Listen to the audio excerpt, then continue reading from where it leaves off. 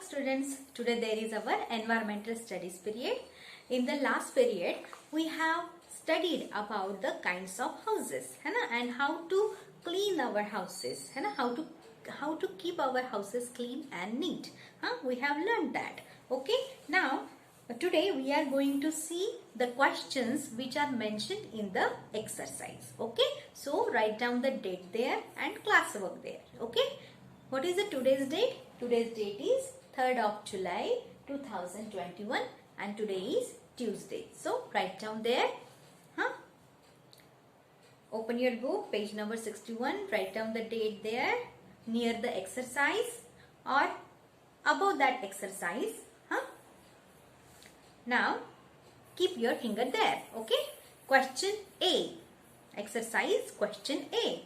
Fill in the blanks. रिक्त स्थानों की पूर्ति कीजिए. Okay, now help box is given there. आपके लिए, आपके मदद के लिए उन्होंने एक बॉक्स बक्सा दिया हुआ है.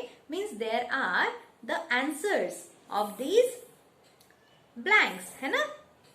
Means you have to fill the blanks with the correct words. Okay, some words are given there which are the answers of this 5 blanks. Okay, now C.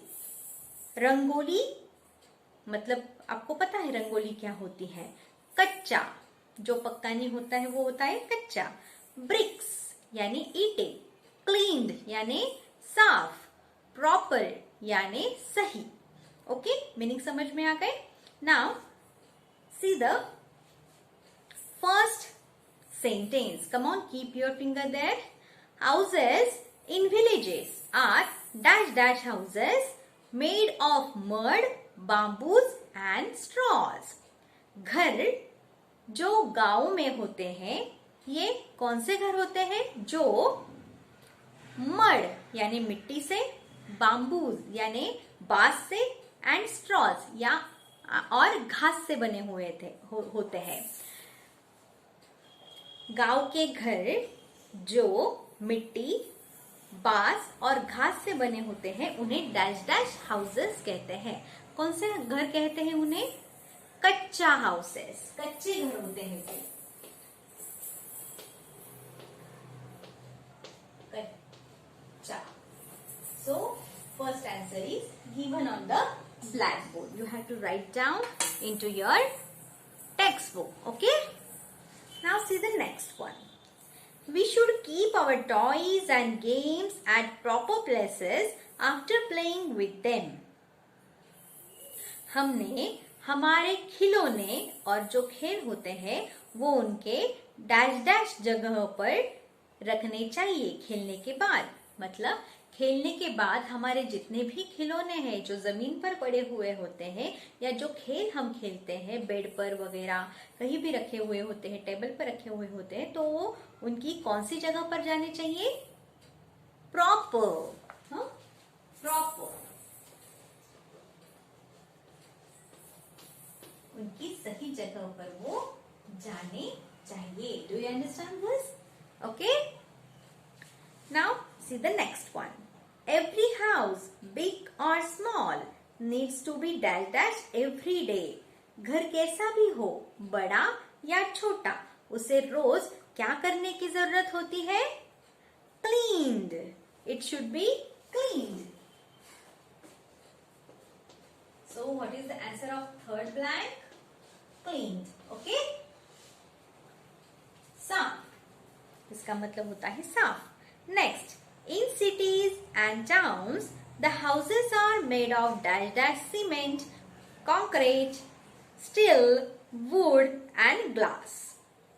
In cities and towns, मतलब शहरों में और नगरों में जो घर dash dash cement, concrete, steel, would और कांच से बने हुए होते हैं.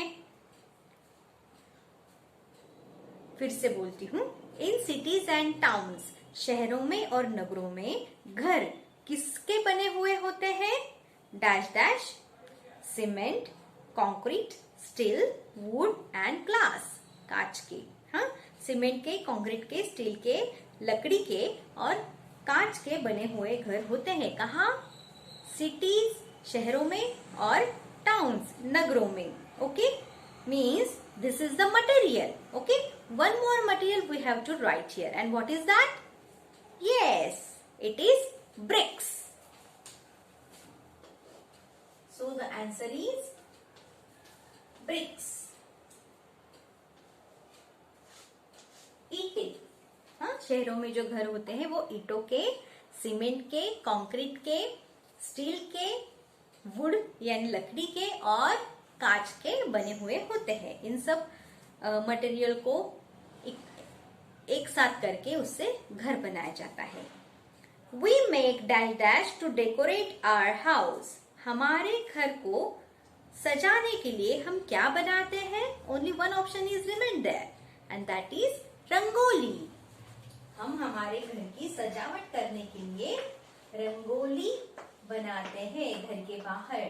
Okay, so this is the last answer of this last sentence, which is in question A. Now here we have completed question A. Now see question B. Tick the correct answer and cross the wrong ones. जो सही जवाब है उनके सामने आपको क्या करना है? टिक पर करना है, और जो गलत जवाब है उनके सामने क्रॉस करना है. Do you understand? Now see first. My house makes my life comfortable. Now see the answer I am writing here.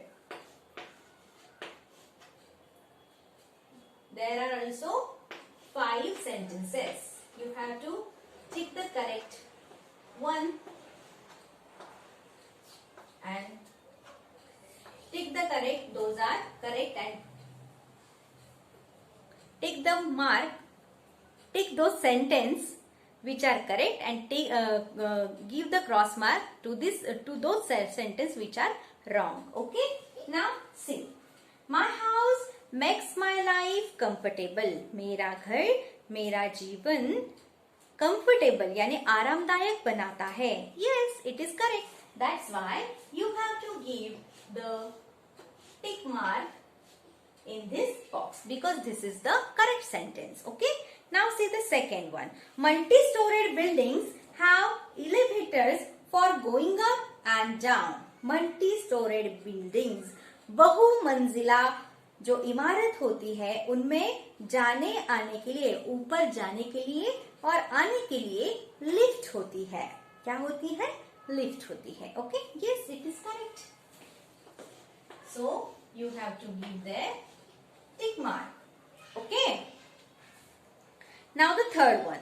Houses in towns and cities are made of mud, straws and bamboos. घर जो नगरों में होते हैं और शहरों में होते हैं वो मिट्टी से, घास से और बांस से बने हुए होते हैं. नो, अभी हमने पांचवा जो एग्जाम्पल, चौथा जो एग्जाम्पल था वो देखा. In cities and towns the houses are made of brick, cements, concrete, steel, wood and glass, है ना.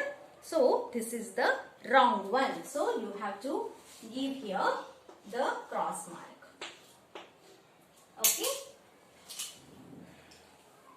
Now the next one. Our parents should clean up our messy rooms. No, it is wrong.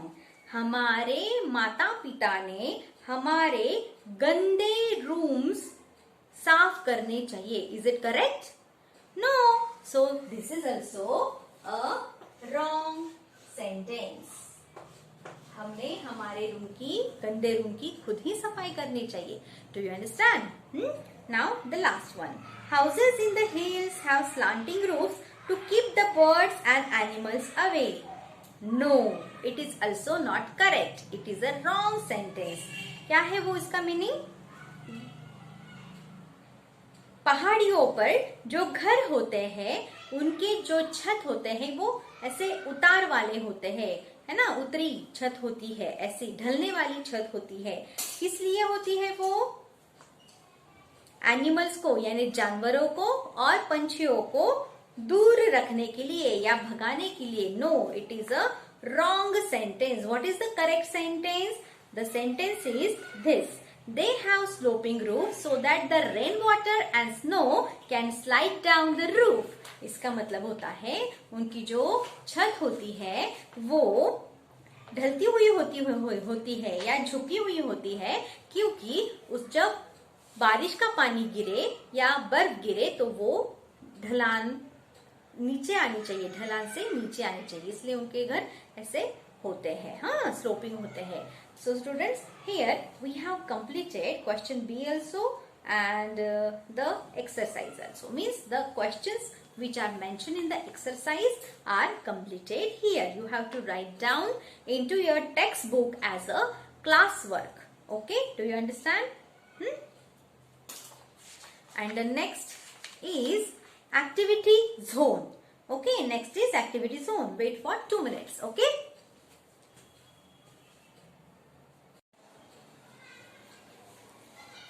Now see the activity zone, page number 62.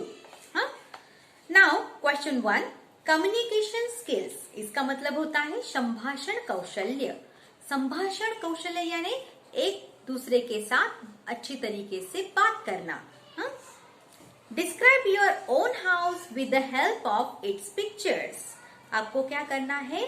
आपके घर का वर्णन करना है. और किसके साथ करना है?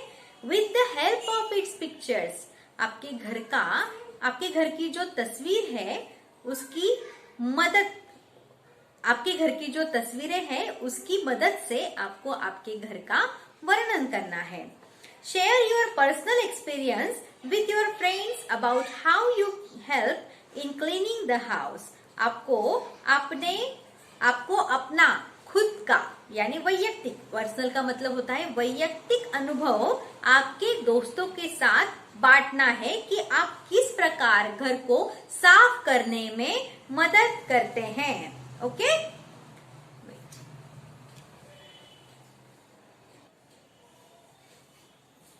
Now see question 2, group activity मतलब समूह गतिविधि. एक साथ आपको समूह में मतलब दूसरे बच्चों के साथ आपको ये गतिविधि करनी है. What is that? Divide the class in 4 groups. Now this is the class activity. हाँ, स्कूल के क्लास में जो एक्टिविटी करनी होती है टीचर ने इन बच्चों को लेके, वो activity. I am just explain you this activity. Okay, मैं अभी ये एक्सप्लेन करती हूँ आपको activity. Divide the class in 4 groups. Group अगर 40 बच्चे हैं, हाँ, तो 10-10 के 4 ग्रुप बनाने हैं. Each group to collect pictures of different kinds of houses. हर एक ग्रुप ने, हाँ, हर एक समूह ने क्या करने हैं? अलग अलग प्रकार के घरों के तस्वीरें इकट्ठी करनी है. हाँ, तस्वीरें इकट्ठी करनी है. Then make a collage of pictures of houses collected by the group. Now you know it very well. Collage का मतलब होता है एक ही बड़े पिक्चर में बहुत सारी छोटे तस्वीरें होना, है ना, एक ही पिक्चर में. मतलब अगर ये पन्ना है, आपने ये मोबाइल पे ये सुविधा देखी होंगी, है ना, कोलैज पिक्चर्स, है ना. उसमें क्या होता है? बहुत सारी छोटी तस्वीरें एक ही फोटो में इकट्ठी होती है ना. तो आपको ये करना है. Then third is hands on activity. Hands on activity का मतलब होता है आपके हाथ से आपको क्या बनाने हैं. यहाँ पे पिक्चर्स दिए हैं, देखो, है ना. See the picture. This is the picture of house, है ना, a small toy house. And see one dustbin is also there and some decorative things are also there, है ना. The things which we use for decoration are is also there. Okay, now see divide the class in groups. आपको क्या करना है? समूह को अभी फिर से ग्रुप्स में बच्चों को क्या करना है? डिवाइड करना है, विभाजित करना है. Each group should make different items. हर एक समूह ने अलग अलग प्रकार के नमूने बनाने हैं. ओके, ग्रुप ए, पहला जो ग्रुप है, make a model of a house using Lego blocks, clay और हार्डबोर्ड बॉक्स एक्सेट्रा. अभी ये आपको मटेरियल लाना है दुकान से और आपको एक घर का मॉडल बनाना है. किससे बनाना है? लेगो ब्लॉक से, क्ले और हार्डबोर्ड बॉक्स से. ओके, तो आपको ये सब बनाना है, ये सब आपको दुकान में मिल जाता है। Okay, then group B, make a dustbin. Now see the dustbin, how nice it is, है ना। तो आपको क्या करना है, ग्रुप बी ने एक डस्टबिन, कचरे का डब्बा बनाना है ना। Then group C, make decorative articles for the house. See the third picture, है ना, वेरी ब्यूटीफुल थिंग। आपको सजावट की चीज बनानी है घर के लिए। ओके, समझ में आया।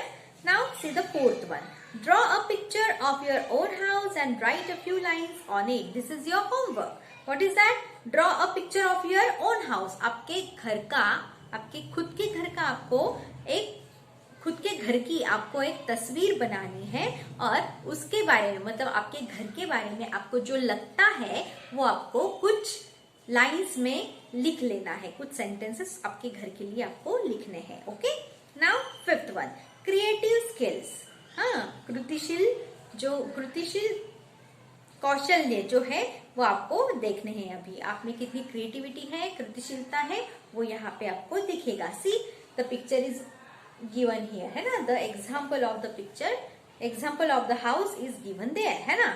With the help of your art teacher, draw a house on a chart paper as shown.